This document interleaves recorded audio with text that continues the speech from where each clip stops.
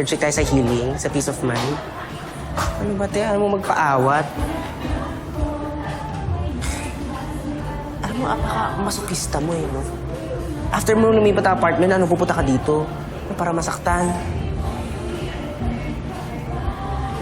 Bash, mabilis lang naman matapos yun. Tsaka, gusto ko rin sila mapalit.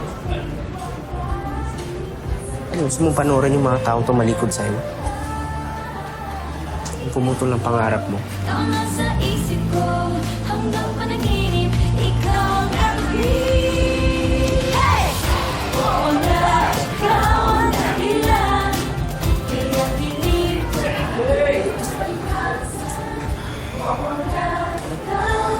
Kaya tara na, alis na tayo. Hindi ako yung nasasaktan para sa'yo eh. Dapat nandun ka eh.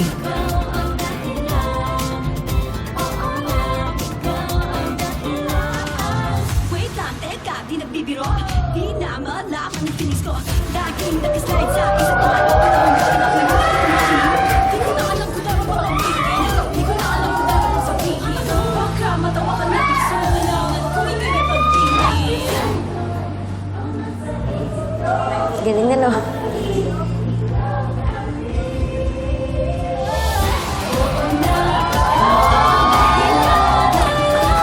Pinig ko ay di maiwasan. Oo na, ikaw ang dahilan. Di maitago ang nararamdaman. Oo na, ikaw ang dahilan. Oo na, ikaw ang dahilan.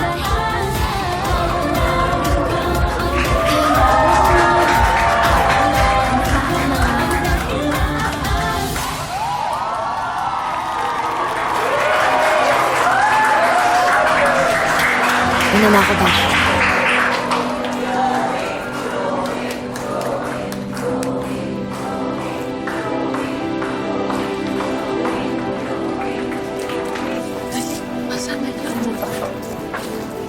Where are you going? Nakita po namin si Jenny kanina. Gusto lang po namin i-check kung nandun pa din siya. Kukumustahin lang po namin, Opo. Miss Monica. You're not going anywhere. Baka pagkaguluhan pa kayo doon. And besides, she's no longer part of your group anymore.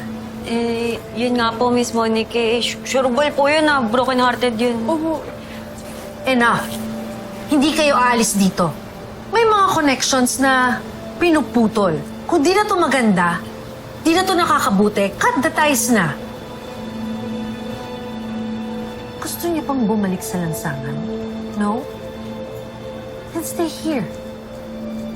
Use Jenny as a preview kung anong babalikan yung buhay. Jenny! Nasaan na yun? Jenny! Jenny!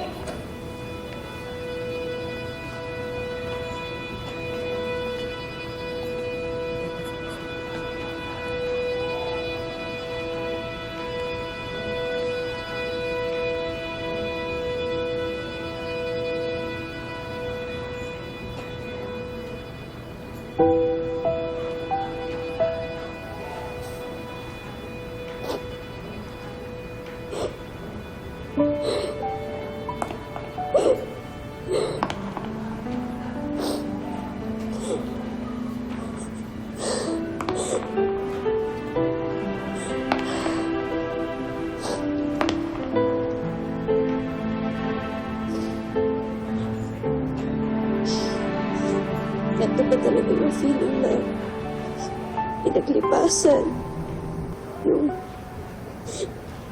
laos na parang pinagsasalupa.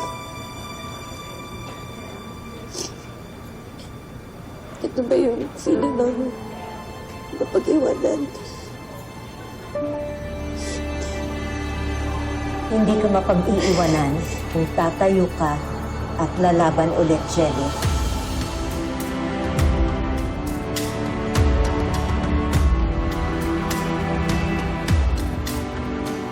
Miss Vanda?